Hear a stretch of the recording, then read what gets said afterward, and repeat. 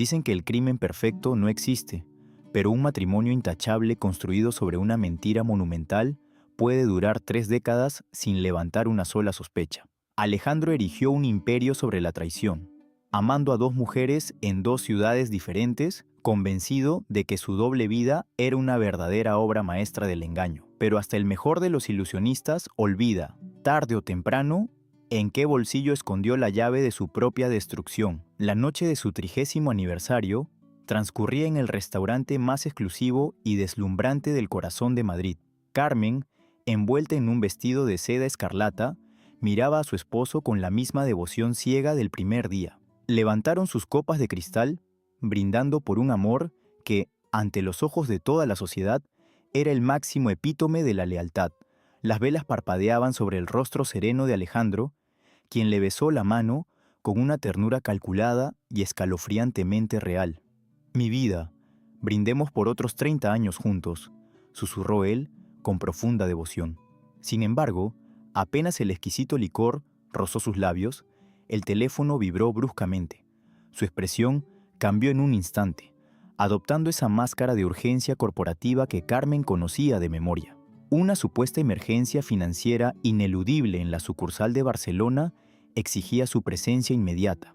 Con disculpas ensayadas a la perfección, besó la frente de su esposa y desapareció en la fría madrugada. Carmen se quedó sola, ignorando por completo que el hombre que amaba no volaba hacia una junta directiva, sino directo a los brazos de su otra familia, a punto de desatar un infierno sin retorno. La soledad de aquella madrugada fue apenas el frágil preludio del abismo. Apenas 48 horas después del deslumbrante brindis de aniversario, la perfecta burbuja de cristal estalló en 1000 pedazos. El teléfono resonó con una estridencia letal en la silenciosa y elegante mansión. Una voz clínica, fría y desapasionada desde el Hospital Central de Madrid, pronunció las palabras que destrozan el corazón de cualquier esposa. Un derrame cerebral masivo había derribado al invencible empresario. Madrid, el vértigo asaltó a Carmen, dejándola sin aliento. Alejandro debía estar en una sala de juntas en Barcelona, a cientos de kilómetros de distancia. Con el alma pendiendo de un hilo, corrió ciega por los pasillos esterilizados de urgencias. Allí encontró al pilar de su existencia conectado a un respirador artificial, repentinamente atrapado en una silenciosa prisión de carne inerte. Mientras los médicos luchaban desesperadamente por estabilizar sus constantes vitales, una enfermera compasiva le entregó una bolsa de plástico transparente con las pertenencias que él llevaba al momento de colapsar. Al estrechar su impecable chaqueta de lana italiana contra su pecho, algo metálico y pesado tintineó en un bolsillo interior. Carmen introdujo su mano temblorosa, esperando quizá palpar un billete de avión jamás utilizado. En su lugar, sus dedos extrajeron un frío y desconocido manojo de llaves. Colgaban de un llavero de cuero oscuro que llevaba grabada una dirección precisa, ubicada justo en el extremo opuesto de la capital. El dolor paralizante se dio paso a una sospecha punzante, oscura y venenosa. Si su marido nunca tomó ese vuelo, ¿qué oscuro secreto custodiaban esas cerraduras al otro lado de la ciudad? Conducir a través de las bulliciosas avenidas de Madrid se sintió como atravesar un túnel interminable de pesadillas sofocantes. El volante temblaba bajo las manos gélidas de Carmen, cuya mente giraba a una velocidad vertiginosa, intentando fabricar una justificación lógica para aquellas malditas llaves. Un piso franco corporativo, se repetía a sí misma como un mantra desesperado. Una oficina secreta para cerrar negocios millonarios sin alertar a los buitres de la competencia.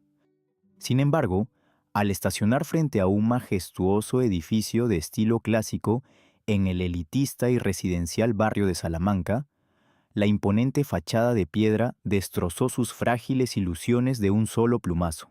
Allí no había placas de empresas ni ventanales de despachos financieros, solo elegantes balcones adornados con exuberantes flores frescas. Subió en el silencioso ascensor de caoba, sintiendo que cada piso superado la arrastraba irremediablemente hacia su propia ejecución emocional. El corazón le latía desbocado al detenerse frente a la pesada puerta de roble macizo del ático. Introdujo la llave de metal frío en la cerradura blindada con dedos temblorosos.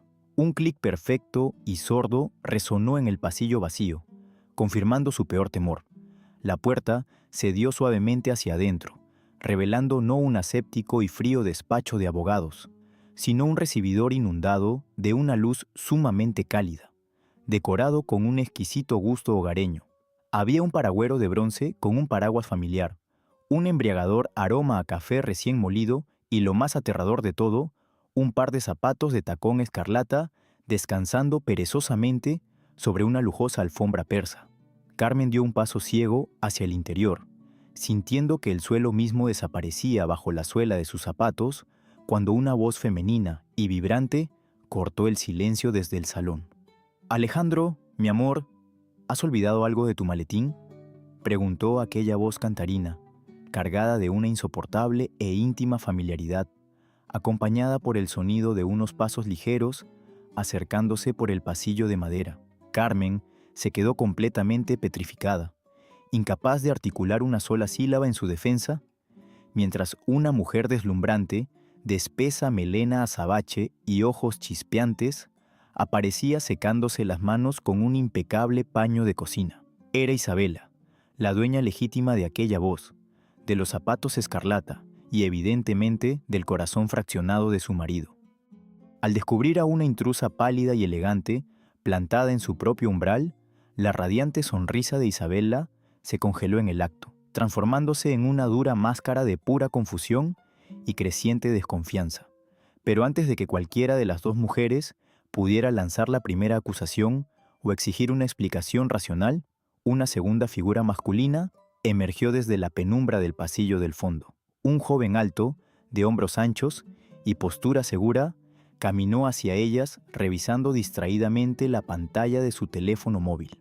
Carmen sintió que el poco oxígeno que quedaba en la habitación abandonaba sus pulmones de un golpe brutal y certero, como si el fantasma encarnado de su propio pasado hubiera cruzado el umbral del tiempo para atormentarla. Era un muchacho de apenas 25 años, pero la estructura afilada de su mandíbula, la inclinación arrogante de su ceja izquierda y el tono exacto de sus ojos grises componían una réplica viva, cruel e innegable del Alejandro con quien ella se había desposado 30 años atrás.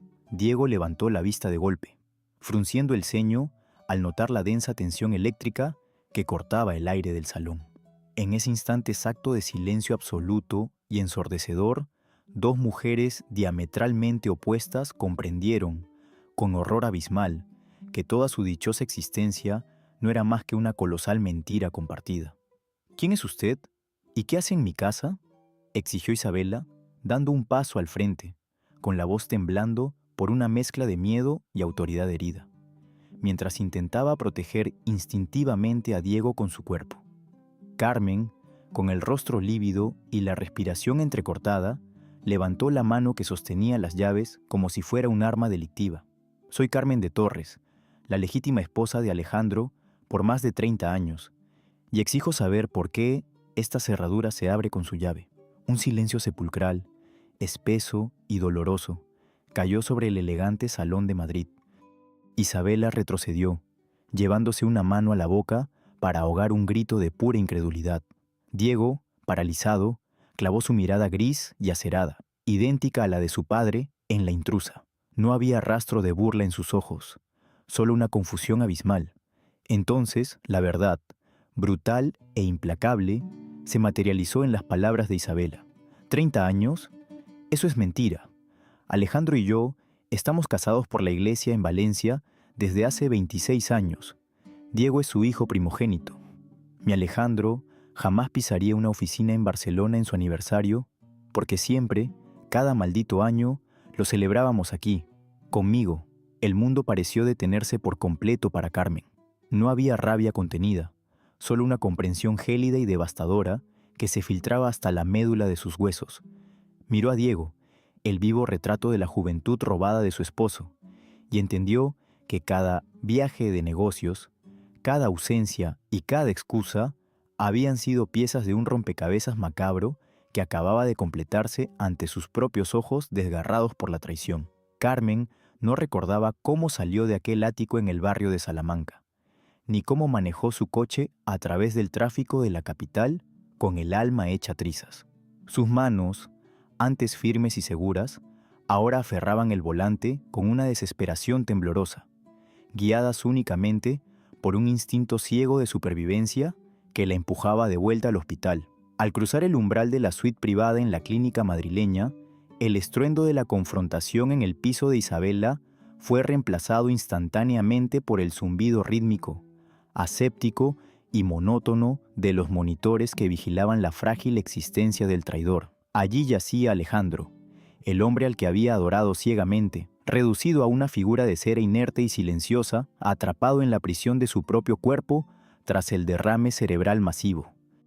Carmen se acercó lentamente a la cama, sintiendo que un frío glacial, más intenso que cualquier invierno, se apoderaba de sus entrañas, transformando cada gramo de su dolor en una furia negra y cristalina.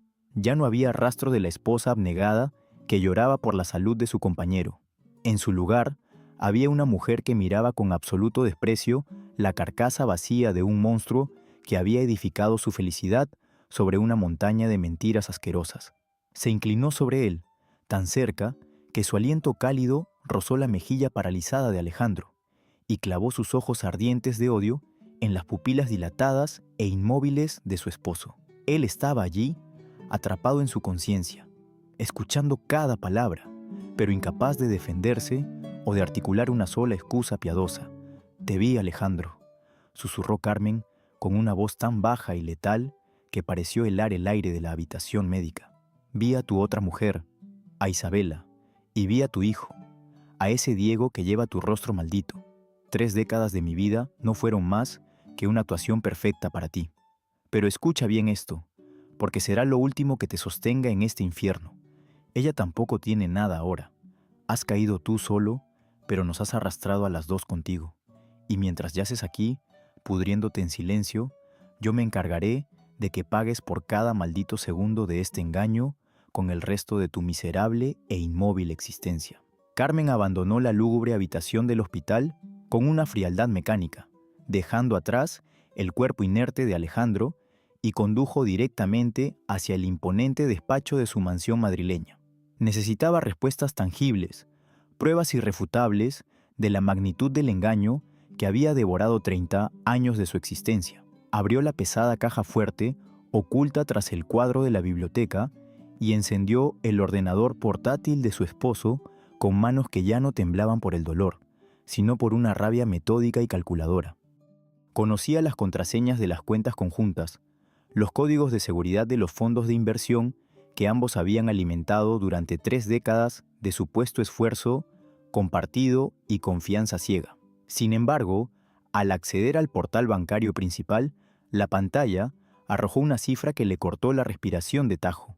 0. Carmen parpadeó, incrédula, y revisó la segunda cuenta, luego la tercera, y finalmente el Fondo Fiduciario Internacional radicado en Suiza. Todo estaba absolutamente vacío. Millones de euros habían sido transferidos sistemáticamente durante las últimas 48 horas hacia paraísos fiscales imposibles de rastrear. Alejandro no solo había dividido su amor, su cuerpo y su tiempo, también había planeado meticulosamente dejarlas en la más absoluta miseria a ambas. El derrame cerebral no había sido un castigo divino repentino, sino un accidente biológico fortuito que interrumpió su cobarde huida definitiva con el millonario botín de toda una vida. A la mañana siguiente, el elegante y reservado salón de té del majestuoso Hotel Ritz fue el escenario impecable de un encuentro que desafiaba toda lógica humana.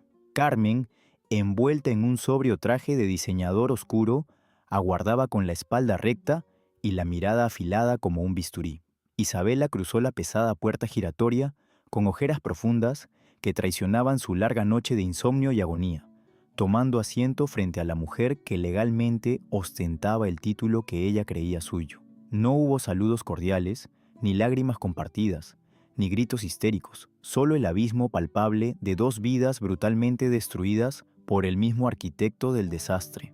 «Ha vaciado nuestras cuentas bancarias por completo», disparó Carmen sin preámbulos, deslizando los fríos extractos impresos sobre la inmaculada mesa de mármol blanco.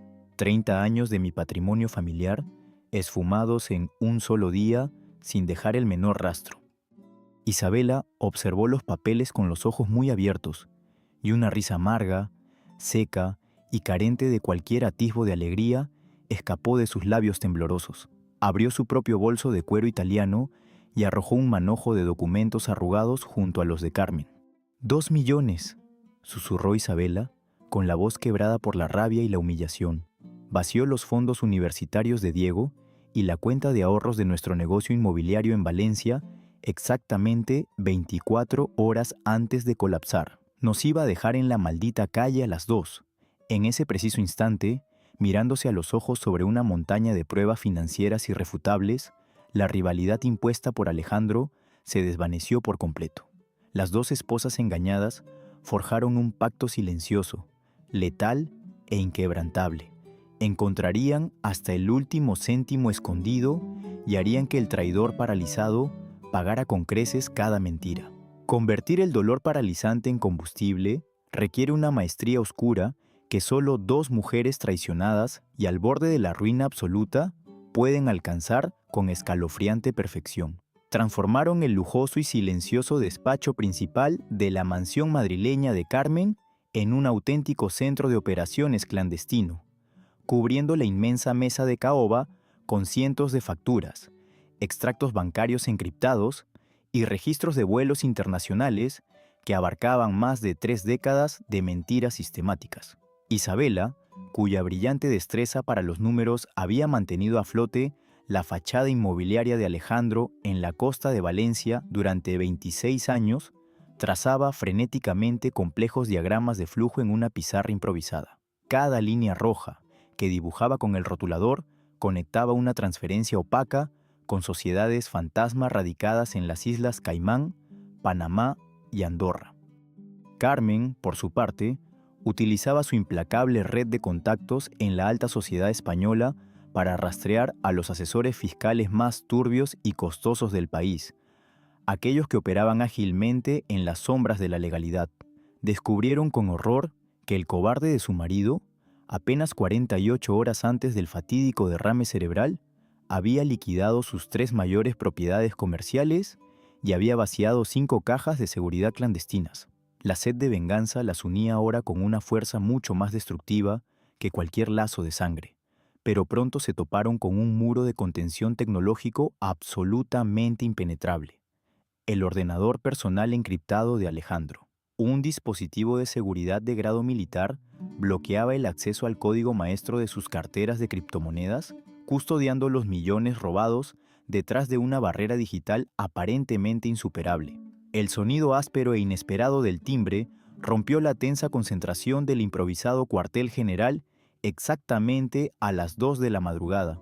Era Diego, parado en el umbral, con los ojos inyectados en sangre y el rostro contraído por una agonía silenciosa. El joven de 25 años, brillante ingeniero de software y el mayor orgullo del farsante paralizado, acababa de procesar en absoluta soledad la devastadora magnitud de la doble vida de su idolatrado padre. Al ver a su propia madre y a la imponente mujer de Madrid trabajando codo con codo entre montañas de documentos incriminatorios, el último y frágil vestigio de lealtad filial que albergaba su corazón se hizo añicos por completo. La admiración ciega que sentía por el hombre que le dio la vida se transformó instantáneamente en un profundo y visceral asco, quemando sus venas como ácido hirviendo. Sin pronunciar una sola palabra de consuelo, Diego avanzó con paso firme y tomó asiento frente a la robusta pantalla negra del ordenador bloqueado de Alejandro. Sus largos y ágiles dedos comenzaron a volar sobre el teclado retroiluminado con una furia fría y calculadora, ejecutando salvajemente los complejos algoritmos de desencriptación que él mismo había diseñado en la universidad. Trabajó sin descanso durante 7 horas consecutivas, ignorando el hambre, el cansancio extremo y el dolor emocional, decidido a desenterrar hasta el último secreto putrefacto de su progenitor. A las 9 de la mañana, un pitido agudo y victorioso rasgó el denso silencio de la biblioteca madrileña. La pantalla blindada se iluminó en un verde intenso, otorgando acceso total y absoluto al abismo digital del traidor, revelando un disco duro oculto que contenía la llave del infierno financiero. La fría luz verde de la pantalla iluminó de golpe los rostros pálidos y exhaustos de los tres improvisados aliados en la majestuosa y silenciosa biblioteca de Madrid. Diego ejecutó un doble clic letal sobre una carpeta celosamente encriptada y titulada con absoluto cinismo como Buenos Aires, desatando instantáneamente una avalancha de documentos digitales que pulverizaron el último fragmento de humanidad que pudiera quedarle a su padre. Aparecieron billetes de avión en primera clase solo de ida, planos arquitectónicos de una mansión amurallada e impenetrable en la Patagonia argentina, y lo más repugnante de todo, un interminable historial de correos electrónicos empalagosos que revolvieron el estómago de las dos esposas. Alejandro no estaba simplemente asegurando una jubilación dorada en la sombra, estaba orquestando la fuga maestra del siglo, planeando abandonar a dos familias enteras en la más absoluta ruina para empezar de cero a 10.000 kilómetros de distancia. Pero el golpe de gracia, la estocada final y humillante que transformó cualquier rastro de dolor en una furia homicida y cristalina, emergió en forma de decenas de fotografías de altísima resolución. Una deslumbrante y voluptuosa joven de apenas 20 años de edad sonreía abrazada posesivamente al cuello del traidor en las playas más exclusivas y privadas de Ibiza. Su nombre era Lucía, mientras Carmen e Isabela entregaban 3 décadas de absoluta lealtad construyendo su imperio familiar.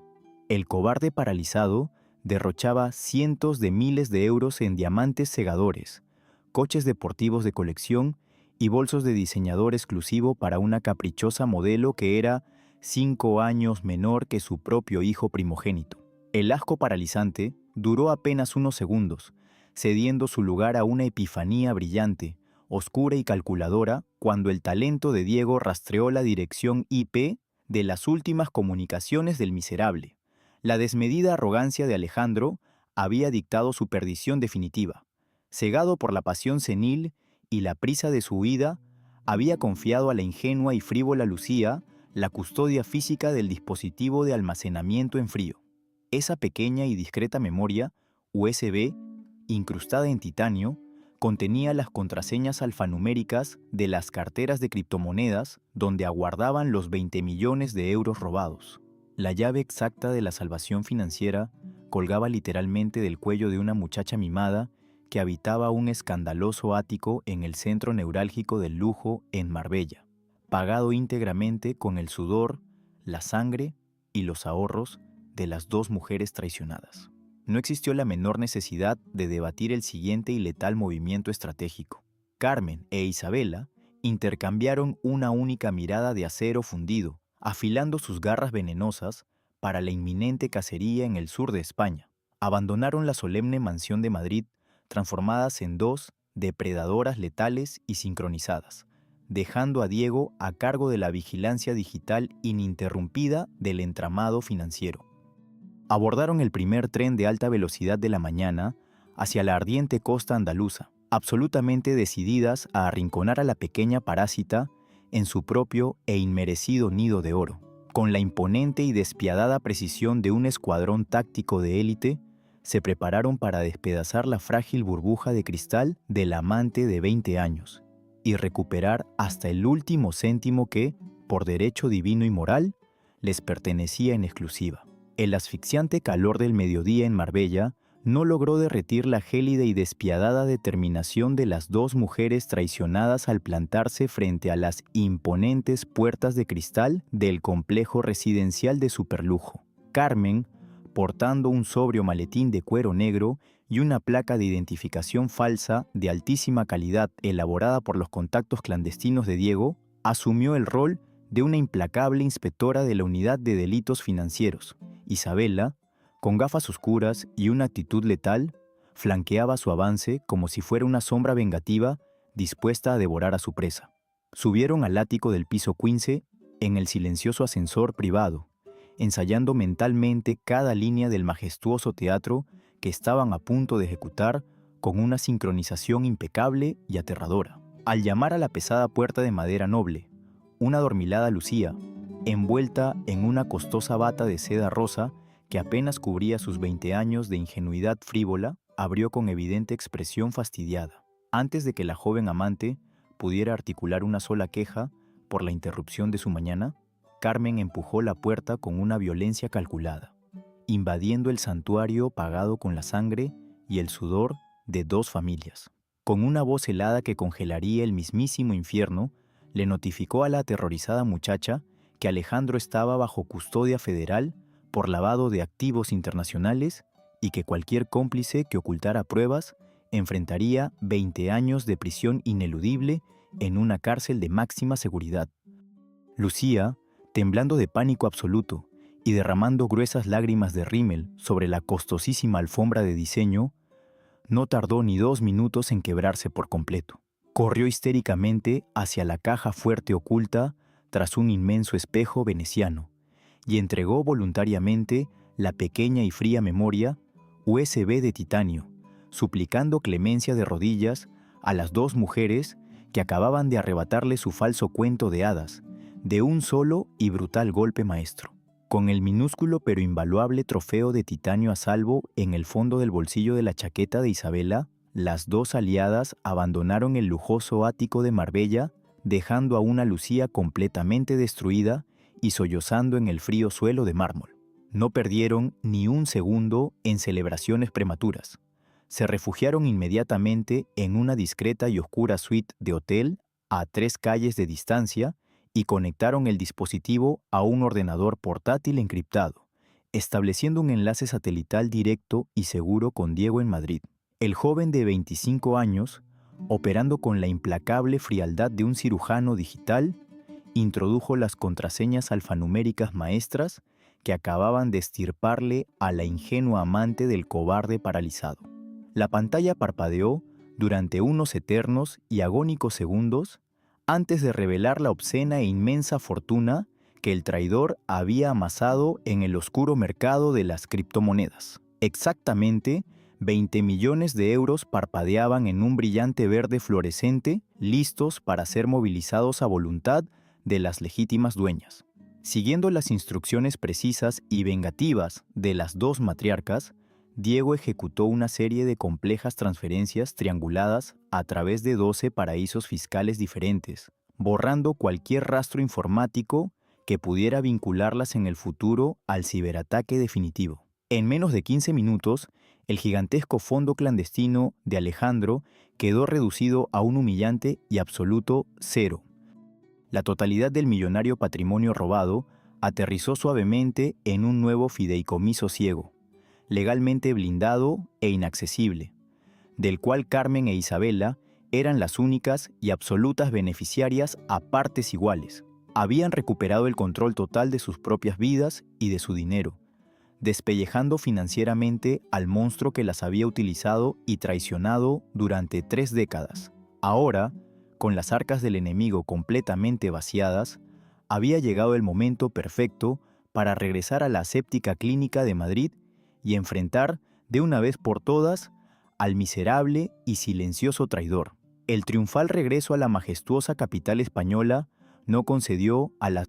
Crearon una nueva y blindada sociedad patrimonial conjunta, diluyendo cualquier rastro legal del nombre de Alejandro hasta convertirlo en un absoluto y patético cero a la izquierda frente a los registros del Estado. Cuando el sol se ocultó tras los imponentes rascacielos de la metrópoli, el soberbio manipulador que había creído dominar 2 mundos paralelos durante 3 décadas enteras, ya no poseía ni un solo metro cuadrado de tierra donde caer muerto.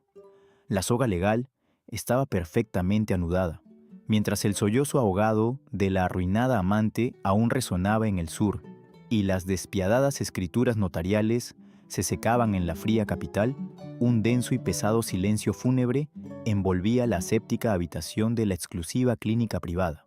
Exactamente a las 3 de la madrugada, los monótonos y rítmicos pitidos del monitor cardíaco de Alejandro alteraron repentinamente su letargo, marcando el inicio de la fase más espeluznante y sádica de su castigo terrenal. Sus pesados párpados temblaron débilmente durante unos segundos interminables antes de abrirse de golpe, revelando unas pupilas dilatadas que escaneaban frenéticamente el techo blanco y estéril de la unidad de cuidados intensivos. El cerebro del brillante y calculador empresario había despertado por completo del coma profundo, recuperando una lucidez absoluta, fría y afilada como una maldita cuchilla de afeitar. Sin embargo, el microscópico alivio inicial se transformó en un pánico ciego, asfixiante y primitivo, cuando intentó mover un solo dedo de su mano derecha y descubrió, con un horror abismal que le heló la sangre, que su cuerpo no respondía a ninguna orden. Estaba atrapado, literalmente emparedado vivo, dentro de su propia carcasa de carne inerte, víctima de un despiadado síndrome de enclaustramiento que le permitía escuchar el zumbido del aire acondicionado y ver las sombras danzando en la pared, pero le negaba la capacidad de articular un mísero sonido. Trató de gritar, de suplicar auxilio, de invocar a alguna de sus dos esposas con desesperación absoluta, pero de su garganta completamente paralizada no escapó ni un solo suspiro. Alejandro estaba plenamente consciente, inmovilizado y aterrorizado, exactamente en el momento perfecto para enfrentar su inminente condena. El gélido y acompasado eco de los tacones de aguja de Carmen resonó como un mazo judicial a lo largo del impecable y silencioso pasillo de la exclusiva clínica madrileña. Abrió la pesada puerta de la suite médica exactamente a las 8 de la mañana, envuelta en un aura de majestuosidad letal que helaría la sangre de cualquier ser vivo. Al cruzar el umbral, sus agudos ojos castaños se clavaron instantáneamente en las pupilas dilatadas y aterrorizadas de Alejandro. El miserable cobarde estaba completamente despierto, prisionero en su inútil jaula de carne y huesos, incapaz de mover un solo músculo para defenderse, huir o suplicar piedad. Carmen avanzó con una lentitud calculada y exquisitamente sádica, saboreando cada segundo del pánico absoluto que distorsionaba la mirada del hombre que había secuestrado 30 años de su existencia. Se inclinó sobre la barandilla metálica de la cama articulada, tan cerca que el embriagador y carísimo perfume francés que él mismo le había regalado en su último y falso aniversario inundó las fosas nasales del traidor. Con una voz suave, venenosa y mortalmente calmada, comenzó a desgranar la implacable agonía de su venganza directamente en su oído inerme. Sé que estás ahí dentro, Alejandro. Sé que me escuchas y que entiendes cada maldita palabra, susurró Carmen, esbozando una sonrisa afilada y desprovista de cualquier rastro de humanidad. He conocido a tu querida Isabela, he conocido a tu brillante hijo Diego, de 25 años, y por supuesto, también he rastreado tu patético refugio patagónico y a esa vulgar niñita de 20 años llamada Lucía. Sabemos absolutamente todo. Tus dos vidas perfectas acaban de colisionar de frente, y el único que ha quedado sepultado bajo los escombros putrefactos eres tú. Para rematar la devastadora sinfonía de su aniquilación psicológica, Carmen introdujo una mano firme en el bolsillo interior de su chaqueta y extrajo una fotografía brillante, recién impresa a todo color. Con un movimiento despacio y torturador, la colocó justo frente al campo visual inamovible de Alejandro. En la imagen, capturada apenas 12 horas antes, aparecían ella, Isabela y el joven Diego, alzando solemnemente 3 copas de champán en el majestuoso salón de la mansión. Los tres sonreían con una frialdad y una complicidad letal que fracturaron el alma del empresario paralizado en 1000 pedazos irreparables. Las lágrimas de pura impotencia y desesperación comenzaron a brotar silenciosamente de los ojos de Alejandro, resbalando por sus mejillas inertes mientras comprendía la magnitud catastrófica de su derrota absoluta. Tus criptomonedas, tus 20 millones de euros, tus 14 propiedades inmobiliarias y todas tus cuentas bancarias están en cero absoluto, continuó Carmen, deleitándose con el colapso interno de su esposo. Diego nos entregó las llaves digitales de tu imperio.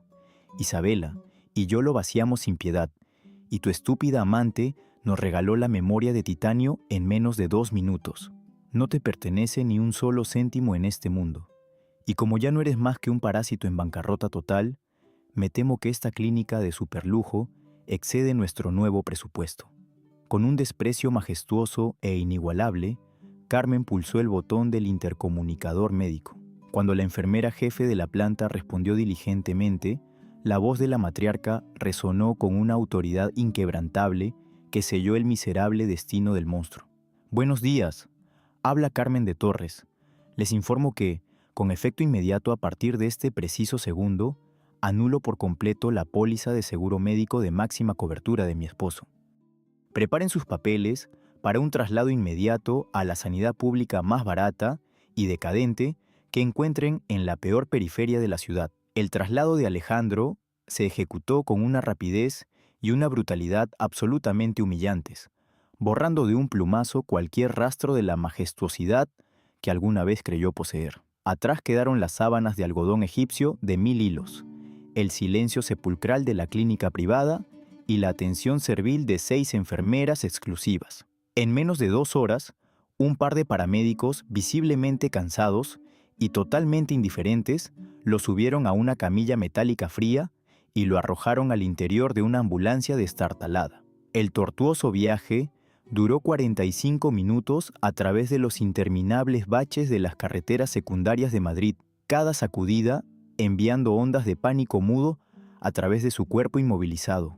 Llegaron finalmente a un hospital público masificado, caótico y lúgubre, situado en el corazón del barrio más deprimido, ruidoso y olvidado de la periferia capitalina. Las paredes descascaradas, iluminadas por el parpadeo enfermizo de unos tubos fluorescentes a punto de fundirse, apestaban a lejía barata y desesperanza pura. Alejandro fue depositado sin miramientos en una sofocante habitación compartida con otros 3 pacientes agonizantes, separado del resto del mundo únicamente por una delgada y amarillenta cortina de tela raída. El brillante y calculador arquitecto de 2 mentiras colosales, el hombre que llegó a amasar 20 millones de euros en la sombra, yacía ahora inerte en una cama de somier oxidado, escuchando el lamento de extraños y ahogándose en su propio infierno personal. La agonía asfixiante de su primera noche en aquel agujero infecto fue interrumpida exactamente a las 10 de la mañana del día siguiente. La pesada puerta de madera descorchada chirrió sobre sus bisagras oxidadas, revelando la silueta majestuosa e inconfundible de Isabela. La matriarca valenciana atravesó el estrecho y maloliente pasillo entre las literas de los otros 3 enfermos con la cabeza muy alta, envuelta en un elegante abrigo de diseñador que desentonaba violentamente con la miseria absoluta del lugar. Se detuvo a un solo metro de la cama de hierro de Alejandro, mirándolo desde arriba con unos ojos negros que habían vivido engañados durante 26 años, pero que ahora brillaban con una libertad absoluta y letal. No hubo gritos histéricos ni insultos vulgares. La venganza de Isabela era gélida, aséptica y lapidaria. Alejandro intentó desesperadamente parpadear con fuerza para suplicar un rastro de piedad, pero ella levantó su mano izquierda con una lentitud calculada y cruel. Con un movimiento grácil y cargado de un asco profundo, se deslizó el pesado anillo de oro macizo y diamantes que él le había jurado en el altar hace casi 3 décadas. La costosa joya cayó con un leve pero ensordecedor golpe metálico sobre el pecho paralizado y hundido del traidor. Ese es el valor exacto de tu existencia ahora, Alejandro. Un trozo de metal frío sobre un cadáver que aún respira, sentenció Isabela con una voz que cortaba como el hielo.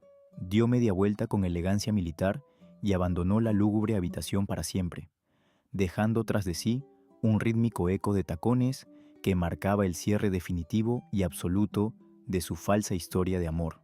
El hedor rancio a desinfectante barato y a desesperanza acumulada de la sala de hospital público pareció intensificarse durante las siguientes 24 horas de absoluto y tortuoso aislamiento.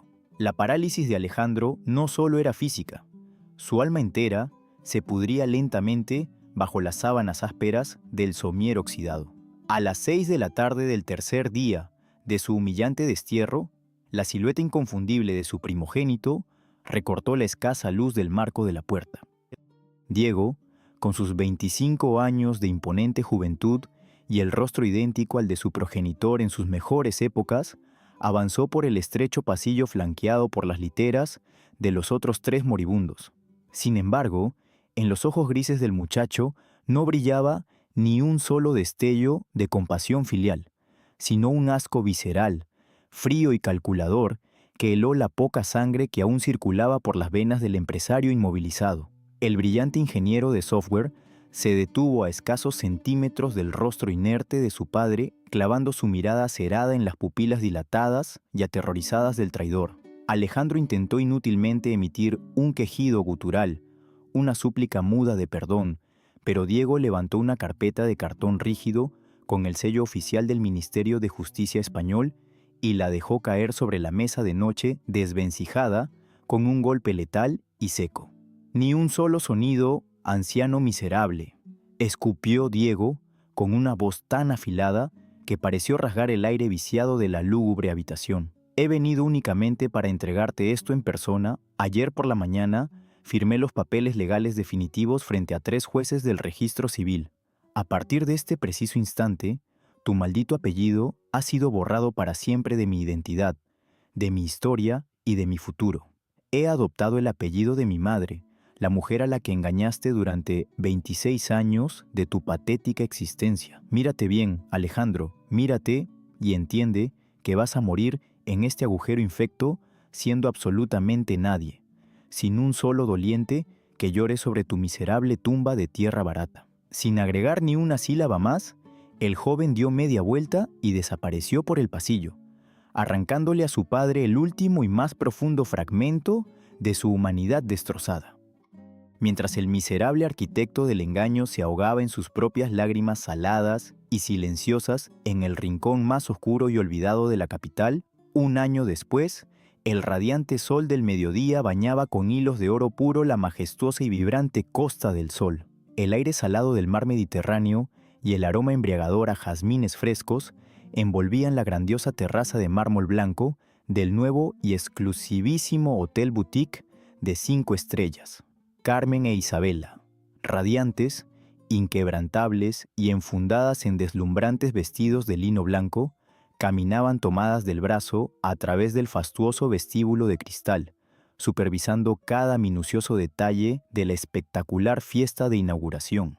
Las 2 mujeres que alguna vez compartieron el abismo de la traición y la mentira, ahora compartían un imperio legítimo, indestructible y forjado con el fuego de su propia venganza milimétrica. Los 20 millones de euros que rescataron de las garras del traidor paralizado y de su frívola amante no solo habían asegurado su opulencia, sino que se habían multiplicado exponencialmente bajo la brillante gestión inmobiliaria de la valenciana y los inigualables contactos de la alta sociedad de la madrileña. Habían transformado su dolor punzante en la sociedad empresarial más temida, respetada y envidiada de todo el litoral sur de España. Cientos de invitados de la élite europea, desde aristócratas hasta magnates tecnológicos, alzaban sus copas de cristal de Bohemia, rebosantes del champán francés más caro del mercado, rindiendo homenaje a las 2 majestuosas matriarcas. Carmen se detuvo frente a la inmensa piscina infinita que parecía fundirse con el horizonte azul del océano. Miró fijamente a los ojos oscuros y cómplices de su nueva y eterna hermana de batallas, y levantó su copa con una sonrisa deslumbrante que borraba de un plumazo 3 décadas de mentiras. Por nosotras, querida Isabela, brindó Carmen con una voz vibrante y llena de poder absoluto, porque demostramos que 2 reinas pueden gobernar un imperio infinito, mientras que el bufón que creyó engañarnos a ambas se pudre en la más absoluta y miserable de las oscuridades. El cristal chocó en el aire con un sonido cristalino y victorioso, sellando para siempre el renacer dorado de las 2 aves fénix que resurgieron de las cenizas de una traición colosal. El eco de la humillación resonó en los fríos e imponentes pasillos del Palacio de Justicia de Madrid exactamente 6 meses después de la incautación total del imperio financiero. Lucía, la joven y frívola amante de 20 años, se aferraba desesperadamente a su última y patética esperanza de no hundirse en la miseria absoluta. Había contratado a 2 de los abogados más agresivos y costosos de toda la capital, firmando pagarés suicidas que comprometían hasta la última gota de su inexistente futuro, con la absurda ilusión de reclamar judicialmente al menos un 10% de los 20 millones de euros perdidos. Se presentó ante el estrado envuelta en un falso victimismo, llorando lágrimas de cocodrilo y alegando ser la legítima compañera sentimental del empresario caído durante los últimos 3 años de su ruinosa vida. Sin embargo, la inexperta y ambiciosa muchacha jamás imaginó el nivel de aniquilación legal que las dos matriarcas habían preparado en la sombra. Carmen e Isabela no solo asistieron a la vista oral enfundadas en impecables trajes de alta costura, sino que desplegaron ante el asombrado juez un arsenal destructivo de pruebas irrefutables. Sus bufetes corporativos presentaron cientos de facturas, historiales de chat degradantes y transferencias catalogadas explícitamente como pagos por servicios de acompañamiento, destruyendo en menos de 40 minutos cualquier fachada de relación romántica genuina. El magistrado desestimó la frívola demanda de inmediato, condenando a la arrogante niñita a pagar el 100% de las exorbitantes costas procesales. Lucía abandonó la sala sollozando histéricamente, sepultada bajo una deuda colosal de 150.000 euros que la perseguiría implacablemente durante las próximas 2 décadas de su miserable y arruinada juventud, mientras las dos reinas invictas saboreaban su absoluta y aplastante victoria en los tribunales madrileños. El reloj biológico del miserable traidor marcaba cada segundo de su condena en la más pútrida oscuridad. Habían transcurrido exactamente 365 días desde que el masivo derrame cerebral lo sepultara en vida, y la lúgubre habitación del hospital periférico hedía a abandono absoluto y desinfectante barato. Alejandro yacía inerte sobre su somier oxidado, con la piel pálida, hundida y cubierta de llagas por la inmovilidad, compartiendo su asfixiante infierno personal con otros 3 ancianos agonizantes que gemían incesantemente durante las 24 horas del día. Su mente, brillante y calculadora en el pasado, era ahora una jaula de tortura de la que no podía escapar ni un solo instante. El golpe de gracia final, la tortura psicológica definitiva, llegó a las 3 de la tarde, cuando una enfermera hastiada y malhumorada encendió bruscamente el pequeño y polvoriento televisor anclado a la pared descascarada. El Canal Nacional de Noticias emitía en directo un deslumbrante reportaje especial sobre la inauguración del hotel más lujoso y exclusivo de toda la Costa del Sol. La pantalla se llenó instantáneamente con las figuras majestuosas, radiantes y triunfales de Carmen e Isabela, cortando una inmensa cinta de seda roja bajo una lluvia de aplausos ensordecedores. El reportero exaltaba la genialidad de las dos empresarias, mientras el hombre que alguna vez creyó ser el dueño absoluto del mundo entero, derramaba gruesas y ardientes lágrimas de rabia muda. La enfermera, molesta por el ruido del reportaje, apagó el aparato de un solo golpe seco y ruidoso, devolviendo al paralizado y arruinado cobarde a su eterna, silenciosa y merecida miseria. El suave y cálido viento del mar Mediterráneo acariciaba los rostros serenos y triunfales de las dos mujeres que habían reescrito por completo las reglas del oscuro juego.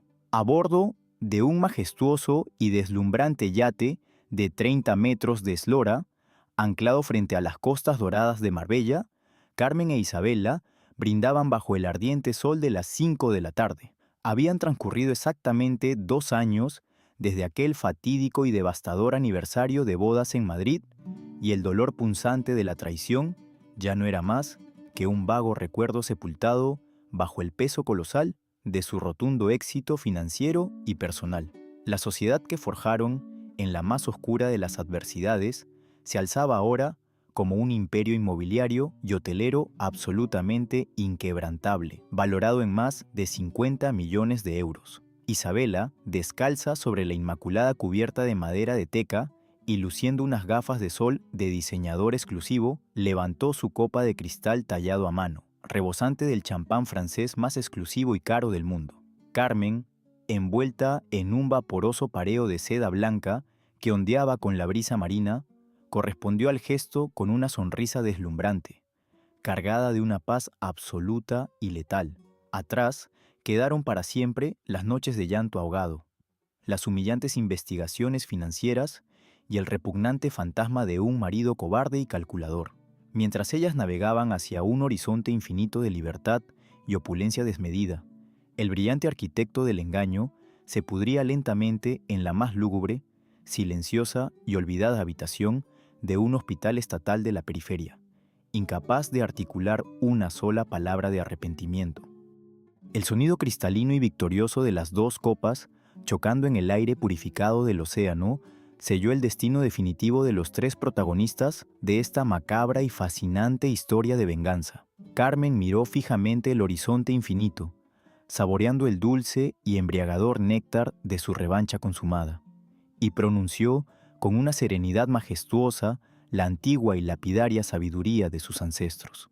Es la justicia poética más pura y absoluta de la vida. Mi querida hermana, susurró Carmen, dejando que el viento llevara sus últimas palabras hacia la eternidad. Quien construye dos casas sobre los cimientos podridos de la mentira, inevitablemente terminará durmiendo en la fría y miserable calle.